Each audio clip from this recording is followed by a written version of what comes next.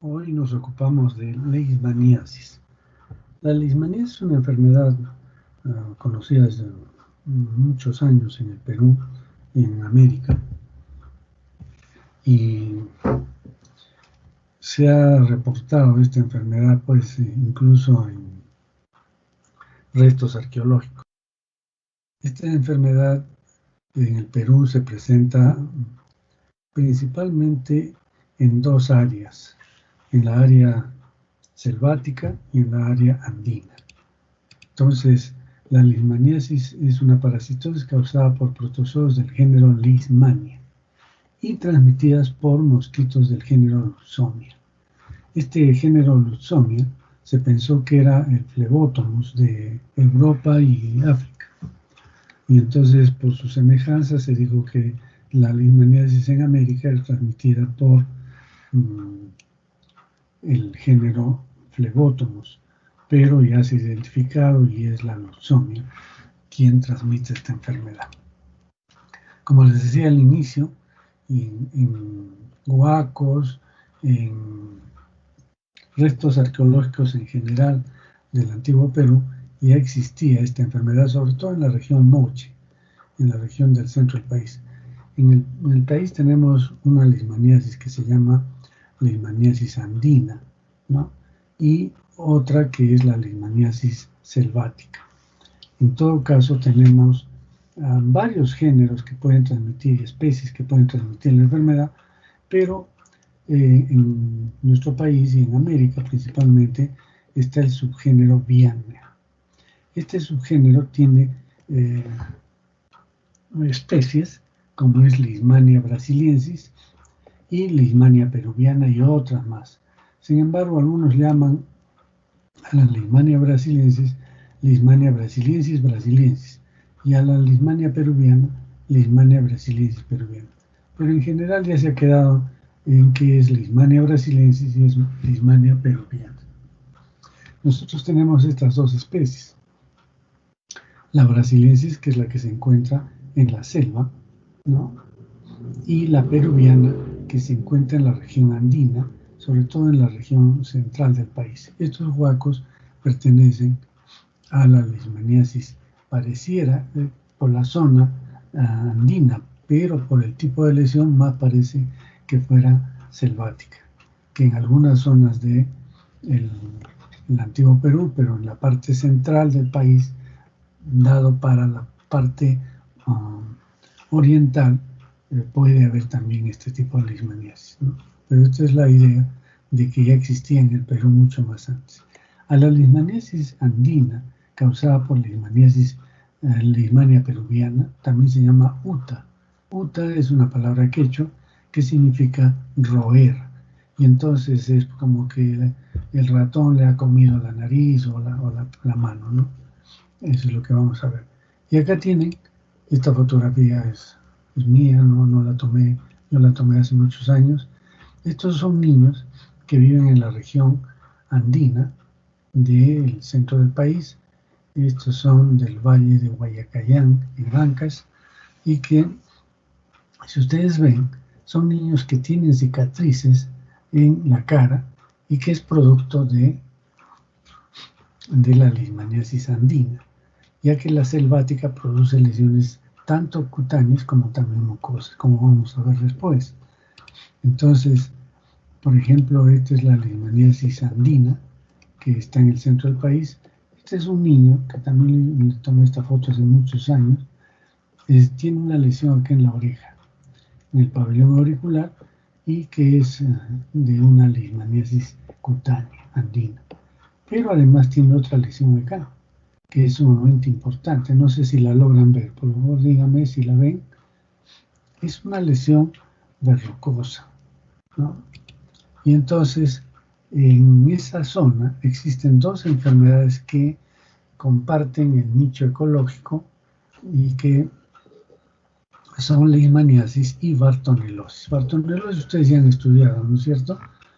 ¿Cómo se conoce esta enfermedad? A ver, díganme, a la bartonelosis, ¿qué otro nombre? Si es que ustedes deben saber, son estudiantes de medicina y del Perú, es importantísimo que sepan eso. Aquí, ¿qué otro nombre tiene Bartonelosis? A ver quién me contesta.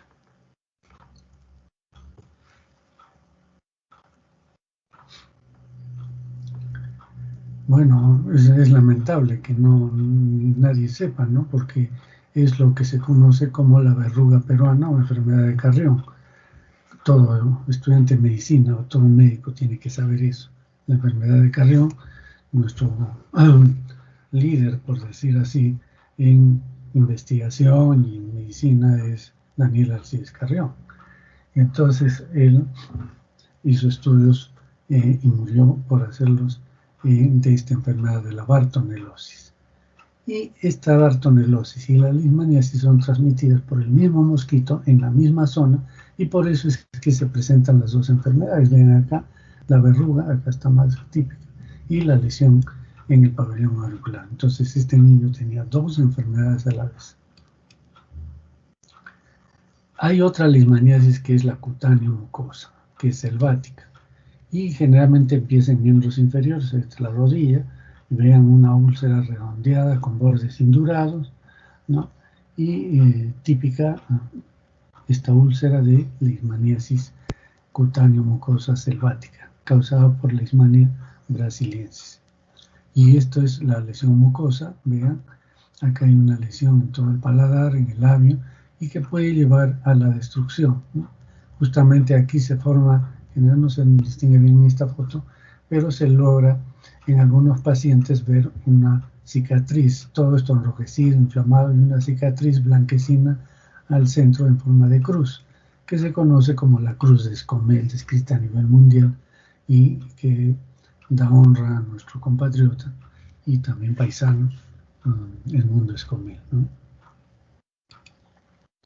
Bien, entonces esta enfermedad es causada por la leishmania. En nuestro caso son muchas leishmanias que pueden afectar al hombre. Hay, por ejemplo, una leishmania visceral, leishmaniasis visceral, que no las vemos acá, es de África y no lo vamos a estudiar. Acá vamos a estudiar solamente la leishmaniasis que afecta a la piel y las mucosas. Entonces, tienes dos formas de presentación. Uno es el promastigoto. Miren, este es un promastigoto, más o menos 10 a 15 micras, núcleo, el kinetoplasto y un flagelo sin membrana ondulante. Entonces, si ustedes recuerdan cómo era el tripomastigote en el caso de Chagas, de T. cruzi, el kinetoplasto estaba en la parte posterior, en la parte anterior donde está el flagelo. Estaba en la parte anterior o posterior al núcleo, muy grande, y el núcleo, y después había una membrana ondulante que, por la cual encima de ella estaba un flagelo, ¿no? Que terminaba en una parte libre. Eso era el tripomastigote. El epimastigote era muy parecido a este promastigote porque tenía el núcleo, el kinetoplasto anterior al núcleo, pero tenía una membrana ondulante y el flagelo. La diferencia está en que en este caso es más pequeño en primer lugar, el promastigote es más pequeño que el epimastigote, que se parecen. Además, el kinetoplasto en el epimastigote estaba muy pegado al núcleo, acá está más distante, más distal, ¿no? Y además no tiene el promastigote una membrana ondulante que sí la tenía el epimastigote. Entonces, esta es la forma de promastigote, o promastigoto también se dice. Como ven, acá se está reproduciendo, es la forma de reproducción en el intestino del vector o también en medios de cultivo, y se desarrolla en forma de roseta. Entonces, solamente vamos a ver dos estadios, el promastigoto y el amastigoto. En T. cruzi hemos visto el tripomastigoto, el epimastigoto y el amastigoto. Entonces son tres, acá solamente dos. Y este es el amastigoto. El amastigote o amastigoto, este es un núcleo de un macrófago, se reproducen estos parásitos dentro del macrófago. Y vean, acá está el núcleo, el kinetoplasto y una vacuola. Esta parte que se ve sin coloración es una vacuola. Entonces acá en el núcleo kinetoplasto y vacuna. Si vemos al microscopio electrónico hay un esbozo de flagelo aquí, pero no se ve, ¿no? Entonces solamente por eso mencionamos núcleo, kinetoplasto y vacuna.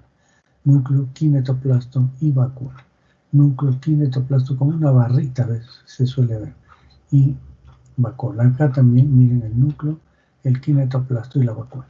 Entonces, estos miden de 5 micras a 6 micras, son redondeados y generalmente dentro de macrófagos. También podemos encontrarlos libres, pero generalmente están dentro de macrófagos, donde le brindan las facilidades para su reproducción. Se dividen por fisión binaria aquí. Entonces, recordemos, el promastigoto es la forma de reproducción en el vector y en medios de cultivo, y el amastigoto es la forma de reproducción en el vertebrado, o sea, en los hombres o animales también, porque es una zoonosis, y en ellos está dividiéndose dentro de macrófagos. Y este es el mosquito del género Lousomia, decimos SP porque hay varias leusomias que pueden afectar al hombre, ¿no? Y entonces aquí tienen un aparato bucal alargado, patas muy largas, pero su cuerpo está lleno de pelos. Es un mosquito muy pequeñito, mide 3 milímetros, no más. Es muy pequeño en realidad, 3 a 4 milímetros. Veamos el ciclo. Veamos acá qué es lo que pasa en el mosquito. El mosquito va a succionar sangre, ¿no? A lo mejor son hematófagos, y en el momento de que succiona sangre, regurgita los promastigotes que se quedan atrapados en su intestino, entre el intestino anterior y medio. Ahí hay una estructura que se llama el proventrículo, y ahí se desarrollan estos parásitos que taponan, digamos, esa pasada de la sangre del intestino anterior al medio. Y por lo tanto, cuando están de hambre porque no pueden alimentarse, la sangre no pasa, y entonces por el hambre van, nuevamente succionan sangre, la sangre regresa hasta el proventrículo, entra hasta el proventrículo, y como no puede pasar, regresa, la regurgita, y con esa regurgitación salen los promastigotes. Entonces en el hombre le inocula promastigotes. Estos promastigotes se desarrollan en el hombre, y esto es lo que pasa en el hombre, los promastigotes. Si entran, por ejemplo, a polimorfos nucleares, van a ser destruidos. Pero cuando entran a macrófagos, ahí tienen las facilidades para empezar a desarrollarse, formando estos amastigotes llenos de, también se pueden decir pseudoquistes, ¿no? Llenos de amastigotes. Se rompe el macrófago y se liberan estos amastigotes que van a ingresar a otras células, pueden ir por vía pero siempre trabajando a nivel de piel o mucosas.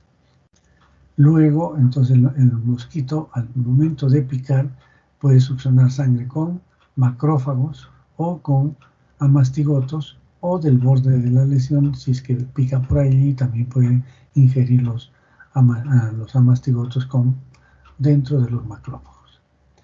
Entonces ingresan estos macrófagos que están parasitados, y cuando llegan al intestino del mosquito se transforman en promastigotes. Los promastigotes se dividen, ¿no?, por fisión binaria, y después se quedan atrapados en el proventrículo para que en el momento de la picadura regurgiten los promastigotes. Recuerden entonces, el mecanismo de transmisión no es por picadura. El mecanismo de transmisión por picadura se refiere que el mosquito inocula saliva con los parásitos. Acá el mosquito inocula saliva, pero no están allí los parásitos. Los parásitos están en el aparato digestivo, no en las glándulas salivales.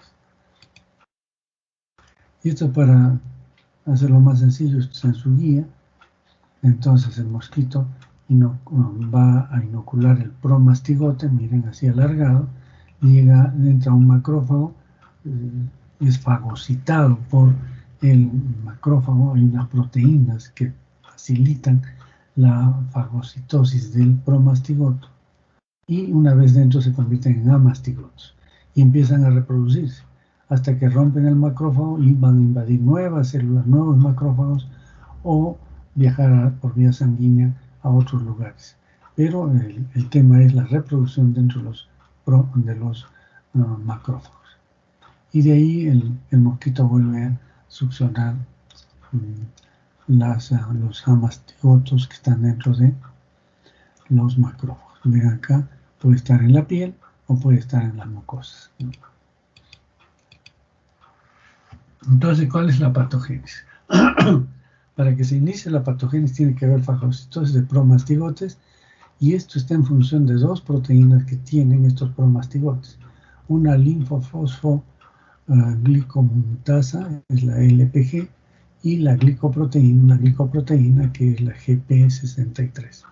Estas dos proteínas hacen que el promastigote sea fagocitado fácilmente por el macrófago.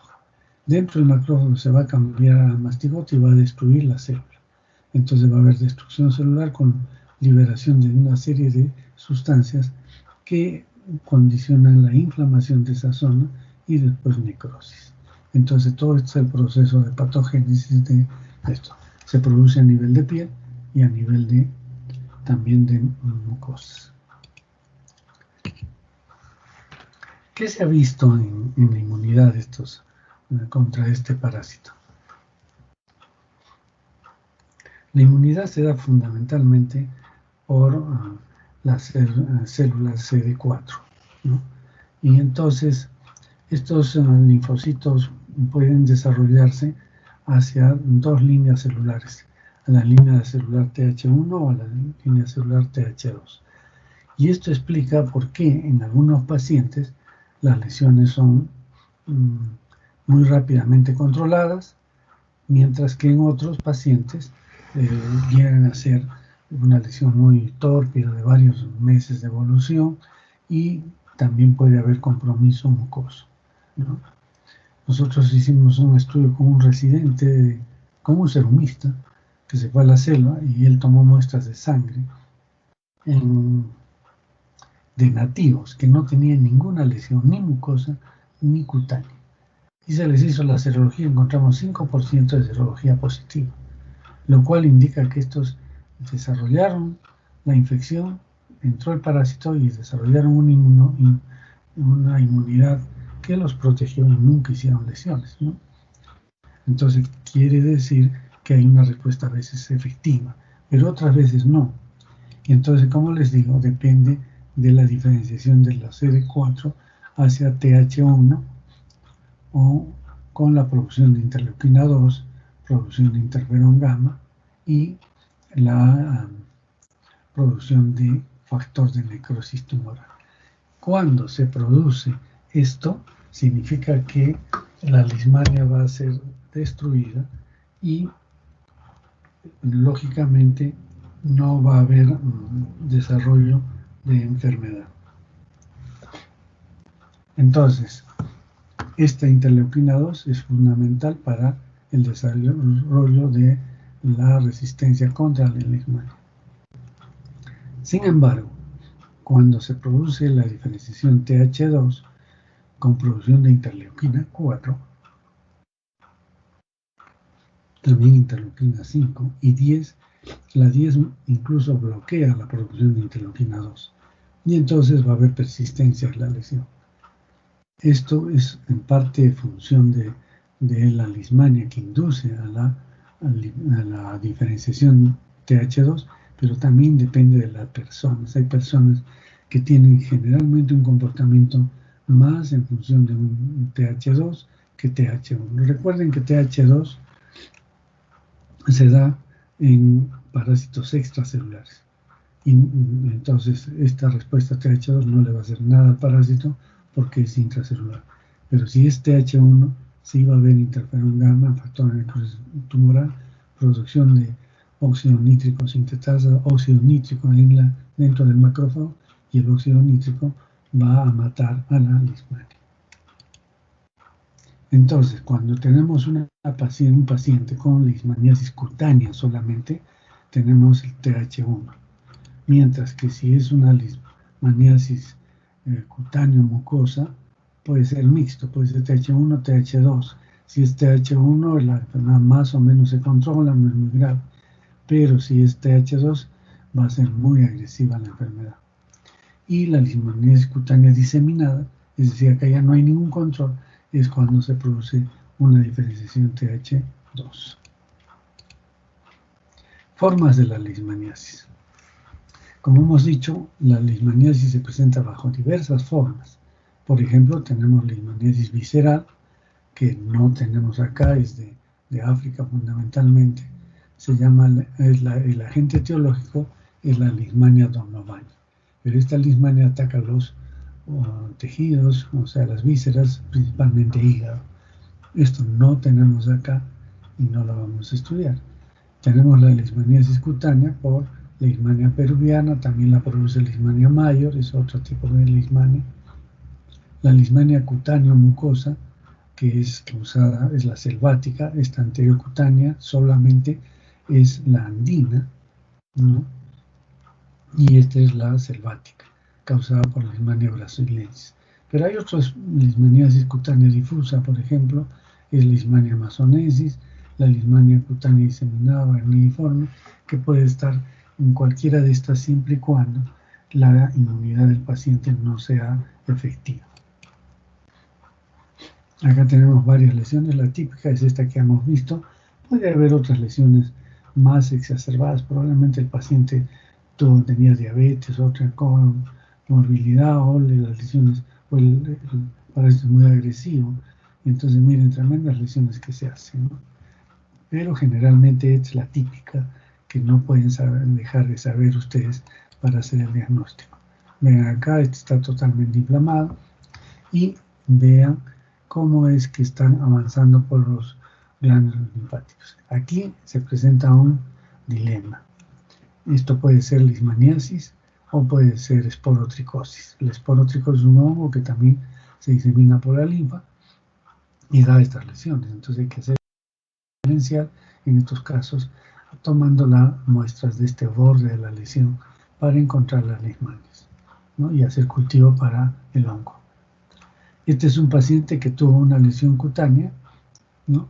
Y además presenta ya lesiones mucosas con destrucción de la orofaringe, porque acá también tenía problemas de faringe. Hay destrucción del tabique nasal, hay destrucción del labio, del paladar, etc. Entonces, eso es lo que pasa. Esto también, que ya lo hemos visto, lesiones del paladar que se destruye completamente, ¿no? Entonces, veamos, este es otro, aquí en los miembros inferiores y aquí en la nariz. Vean, acá está un papel para que vean que no hay tabique, está destruido, se cae la nariz, se le llama nariz de tapir porque se destruye el tabique. Bueno, entonces, resumiendo, si es una leishmaniasis cutánea, únicamente del tipo de la región andina, las lesiones se producen a nivel de la piel, duran 1 o 2 meses y de ahí se cicatriza, aparece inmunidad, hay TH1, hay inmunidad y queda la cicatriz y la persona queda inmunizada más bien. Y ahí queda la enfermedad. Mientras con la leishmania brasiliensis la cosa es diferente. Las lesiones generalmente son en miembros inferiores, no en cara como hemos visto en la zona andina, y esto se explica porque en la zona andina las personas están abrigadas y el mosquito pica de noche, y entonces o en el atardecer, por eso la parte descubierta son las manos o la cara, por eso las lesiones en la zona andina son la cara y la mano. Mientras que en la zona selvática, el mosquito que transmite esto, que es una luzona, también tiene un vuelo bajo, está hasta 1 metro de altura no más, le llaman manta blanca también por la forma como se desplazan gran cantidad de estos mosquitos, y generalmente la gente está descalza o sin ropa, pantalón largo, porque están en selva, y entonces van a tener lesiones en miembros inferiores, como hemos visto ahí. Y lo más grave de la leishmaniasis selvática causada por Leishmania brasiliensis es que a partir de estas lesiones van a hacer metástasis en la nariz o en la orofaringe, o sea, lesiones mucosas. Ahora, algunos dicen que viajan los macrófagos por sangre y se localizan acá porque esta zona fría es favorable para la reproducción de la leishmania. La leishmania no necesita mucha temperatura, entonces por eso que se desarrollan acá. Otros dicen que es que la persona se rasca en esta zona y después con las manos lleva a la nariz los macrófagos con parásitos. Bueno, esa es otra posibilidad, pero pareciera que la primera es la más adecuada. Y este es un paciente que lo vimos en Cayetano Heredia, en el Instituto de Medicina Tropical. Había recibido 3 dosis de tratamiento y no respondía adecuadamente. Además, se le agregó a este paciente interferón porque para contribuir a, digamos, al tratamiento. Sin embargo, miren, esto está infectado. Entonces, cuando está infectado empieza a doler. Cuando no está infectado, la úlcera generalmente no duele, pero esto estaba infectado. Miren la destrucción completa de la orofaringe, ¿no? Esa es la leishmaniasis selvática. Esta también es selvática. Miren la lesión, ¿no? Redondeada, como si fuera hecha con paz, con bordes duros, endurados, y las leishmanias se encuentran en el borde de la lesión, no se encuentran en el centro de la úlcera. Y la lesión cutánea pasa a transformarse en una lesión mucosa, y miren, destrucción del tabique de la nariz con destrucción del paladar, y este es post-tratamiento con cicatrización incluso del labio, ¿no? Se alimentaba con un sorbete. Estos pacientes requieren de cirugía plástica para poder sobrevivir adecuadamente. Entonces, lesión cutánea, algunos dicen que puede aparecer la lesión mucosa sin lesión cutánea, es posible, pero generalmente primero es la lesión cutánea y después aparece la lesión mucosa.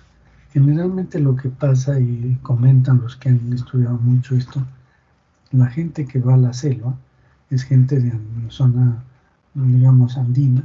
Se va a la selva en la época de recolección de castaña, en busca de oro, en la exploración de petróleo, etc. Cualquiera de estas actividades hacen que vaya la gente de la zona andina a trabajar a la selva. Entonces en la selva hacen estas lesiones, y una vez que han hecho estas lesiones, ya se ven, les dicen, eso es la uta, o la espundia le llaman en selva, más que uta, pero ahora como el idioma quechua es muy difundido, tanto en selva como en la zona andina le dicen uta. Entonces dicen, tienes uta y corre, vete. Y entonces él regresa a su tierra, y cuando ya está en su tierra hace la lesión mucosa. Al parecer el frío de la zona alta hace que se exacerben estos parásitos y causen mayor daño. Pero aún las personas que se queden en selva también van a hacer lesiones mucosas. No todos, más o menos diríamos entre 10 a 30% hacen lesiones mucosas. Otros solamente hacen la lesión cutánea y queda ahí. Esto es en selva. En la zona andina solamente hacen lesiones cutáneas, salvo que la lesión cutánea está cerca de una mucosa, por ejemplo en el borde de la nariz, y pueden por contigüidad tomar la mucosa, pero no tipo metástasis como en estos casos. ¿Cómo hacemos el diagnóstico? El diagnóstico no es tan sencillo. El diagnóstico se hace con métodos directos e indirectos. El método directo es la impronta de biopsia. Entonces lo que tenemos que hacer es primero hacer una biopsia. Y se hace la biopsia del borde de la lesión, como les hemos mencionado, ¿no es cierto? Entonces aquí, por ejemplo, se toma de este borde una muestra, una biopsia que puede ser con sacabocado o con un bisturí, se hace un corte acá en cuña y se saca ese tejido. Entonces el tejido se coloca, antes de agregarle ninguna sustancia, se toma un poco de esa biopsia con una pinza y se impregna, se frota o se impregna, se aprieta en una lámina por toque. Ahí se van a quedar los macrófagos y los parásitos también. Entonces la impronta es fundamental para el diagnóstico etiológico. Allí vamos a, después de colorearla, esta impronta con la coloración de Leishman o de Giemsa, funciona mejor el Giemsa, se van a ver los amastigotes dentro del macrófago. Entonces, pero, sin embargo, esta técnica da positividad en un 70%, en muy buenas manos, tanto del que hace la biopsia como del que hace la impronta y observa las láminas. No es fácil. Muchas veces hay que revisar toda la lámina para encontrar los amastigotes. También se puede hacer cultivo, entonces parte de la biopsia nos sirve del tejido de la biopsia para cultivar en medios artificiales. Generalmente usamos el medio 3N, que es el mismo que utilizamos para el T-Cruci. Pero además hacemos el estudio histopatológico. El estudio histopatológico es importantísimo. En la mayoría de los casos el resultado va a ser proceso inflamatorio crónico inespecífico. Y eso lo da cualquier otro agente patógeno. Entonces no nos ayuda mucho, pero sí, en el caso negativo, que no exista leishmaniasis, puede ser un cáncer vasocelular. Hemos tenido el caso de un padrecito que era muy blanco, estaba en la selva, entonces le diagnosticaron y le dijeron, tiene una úlcera en la frente, cerca del cuero cabelludo, le dijeron, debe ser una leishmaniasis porque estaba en selva. Hicimos el estudio, y en el estudio histopatológico, no, mejor dicho, todo lo que la impronta, el cultivo, la serología era negativo, pero el estudio histopatológico nos reveló que era un cáncer vasocelular. Entonces es importante esto. ¿Por qué? Porque si ustedes le hacen todo menos el estudio histopatológico, que algunas veces nos pueden salir positivo, hay algunos patólogos que encuentran la leishmania, pero la mayoría no. Pero si no lo encuentran y no todo es negativo, ¿yo qué le voy a decir al paciente? ¿Sabe que hemos hecho la biopsia y no tiene usted leishmaniasis? Y va a preguntar qué es lo que tengo entonces. Entonces por eso hay que hacer el estudio histopatológico y esto nos va a decir es un cáncer vasocelular, por ejemplo, que se puede confundir. También se puede hacer inoculación a animales, ¿no? Y tenemos que también se puede hacer PCR, pero con mucha limitación por la técnica. Esta es la impronta de lesión, vean macrófagos, y acá están los parásitos, miren. Núcleo quinetoplasto, núcleo quinetoplasto, vacuola, núcleo quinetoplasto, vacuola, el núcleo quinetoplasto y la vacuola, ¿no? Acá igual, núcleo quinetoplasto, vacuola. Y acá se ve mejor todavía, núcleo quinetoplasto en forma de barrita y la vacuola. Esto se tiene que ver, en este caso hay abundantes, ¿no? Otras veces en toda la lámina encontramos un amastigote, entonces es muy difícil el diagnóstico. Este es mucho mayor todavía, con mayor facilidad. Y entonces acá vean el macrófago, esto es todo el citoplasma del macrófago y está lleno de amastigotes. Entonces tenemos, miren que se ve bien, el núcleo, el quinetoplasto y la vacuola. Núcleo, quinetoplasto en forma de barrita y la vacuola. Entonces aquí hay muchos amastigotes dentro del macrófago. Eso es la impronta. O pueden estar libres, miren. Acá hay un núcleo, quinetoplasto y la vacuola. También podemos encontrar los libres. Acá hay otro y acá hay otro. Cuando se rompe el macrófago se quedan libres en la lámina. Entonces esos son métodos directos porque nos permiten ver el parásito. Pero hay métodos indirectos que nos van a permitir ver la respuesta inmune contra el parásito. Y entonces tenemos que puede ser la serología, tanto el método de ELISA como en la inmunofluorescencia. También la intrahemorreacción se llama el test de Montenegro, que es más para población en general, se les aplica proteínas de la leishmania, y si la pápula intradérmica, por supuesto la inoculación, si la pápula es más de un medio centímetro, quiere decir que la persona tiene o ha tenido leishmaniasis. Es una prueba de hipersensibilidad retardada. Pero lo que más se usa es el ELISA o la IFI.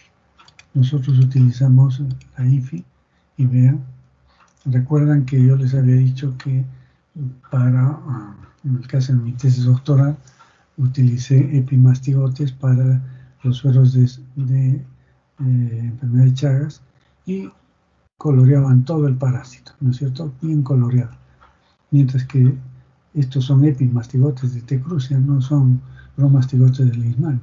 Y miren, solo colorea los núcleos, ¿no? Es un patrón nuclear. Pero la técnica de inmunofluorescencia se utiliza. Es que esto surgió porque en los libros, en toda la bibliografía dice que en zonas donde exista enfermedad de Chagas y Leishmania, no debe utilizarse la técnica de inmunofluorescencia porque hay reacción cruzada. ¿Qué significa eso? Que la técnica va a salir positiva. Si tiene Leishmania, va a salir positiva. Y si tiene Chagas, también va a salir positivo. Pero nosotros logramos demostrar estos patrones de coloración que permiten saber si es Chagas o Leishmania. Entonces sí se puede usar en zonas donde existan las dos enfermedades esta técnica de inmunofluorescencia porque permite hacer el diagnóstico por los patrones de coloración. Entonces, en cuanto a la epidemiología, en la Sierra Central del Perú tenemos la leishmaniasis cutánea, ¿no? Es relativamente leve, o sea, produce lesiones y que dan inmunidad por mucho tiempo mientras que la persona esté en la zona endémica. Si una persona ha tenido unas cicatrices ya por leishmaniasis andina y sale de la zona andina por muchos años y regresa, puede volver a hacer la lesión. Pero los que permanecen allí ya no hacen nuevas lesiones.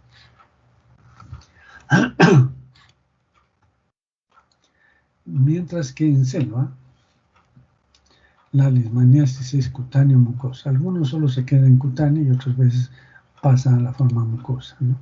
Entonces la andina se da en niños y sobre todo en la cara y en las manos, como ustedes han visto las fotografías que hemos mostrado. Mientras que la selvática da a adultos. ¿Por qué? Porque se adquiere en el bosque. La andina se adquiere en el domicilio o en el peridomicilio. La selvática tiene que entrar al bosque. Y al bosque solamente entran a trabajar en madera, en petróleo, en recolección de castaña, en búsqueda de oro, en los lavaderos de los ríos. Y entonces ahí es donde se infectan y son los adultos. Sin embargo, hace ya unos 3, 4 años hemos visto una niñita con leishmaniasis selvática en la cara era alguna lactante. Entonces, esta niña entraba con sus padres a la búsqueda de oro y la ponían en el suelo para que descanse. Y como hemos visto, este mosquito está generalmente volando en la parte baja, entonces le hizo la lesión en la nariz, ¿no? En la punta de la nariz tenía una lesión esta niñita. Pero lo común es que la andina afecta a los niños en la cara y en las manos y la selvática a adultos y generalmente en miembros inferiores. Ahora, dentro de la epidemiología también hay que decir que hay reservorios y los reservorios son una serie de animales silvestres y también domésticos. En la leishmaniasis cutánea andina se da, por ejemplo, en perros, se ha visto en perros, gatos, hasta tuve la oportunidad de ver en un burro, tenía una lesión, ¿no? Pero en roedores también, en las zarigüeyas se puede encontrar, en los hurones, en los ratas y ratones se pueden encontrar estas lesiones. Y en selva cualquier animal silvestre, pero el más importante es el oso, el perezoso, ¿no? El perezoso, este tipo de oso, es portador de esta enfermedad. Hace muchos años vino una misión de franceses para hacer filmaciones en la selva del Perú y filmaron pues toda la selva, a los perezosos los filmaron y el hombre, el que manejaba la cámara, hizo una lesión de leishmaniasis y su esposa inmediatamente se enteró de la enfermedad y se salió rápidamente, felizmente no se infectó, ¿no? Pero fue noticia de periodística incluso. Bien, y finalmente el tratamiento. El tratamiento que utilizamos es antimoniatos de N-metilglucamina, conocido como glucantina. se da de 20 a 30 miligramos por kilogramo por día y es por 20 días intravenoso. Se dice que por la vía intramuscular a veces se compone el compuesto y no se absorbe completamente. Entonces preferir la vía intramuscular. Esta droga es nefrocardiotóxica, por lo tanto hay que hacer un electrocardiograma previo al tratamiento, hay que hacer controles a la mitad del tratamiento y después del tratamiento. Esto se puede dar una sola vez. Si es que es necesario repetir, se puede dar hasta una segunda vez, pero no más. Pero dejando un espacio, un tiempo de reposo, porque la droga se acumula. Y entonces se puede volver por 3 meses o 6 meses una nueva serie, pero si no responde bien a la segunda serie, ya es necesario cambiar la droga. La otra alternativa se ha utilizado itraconazol y otros derivados de estos antimicóticos, algunos con respuesta más o menos importante, otros no.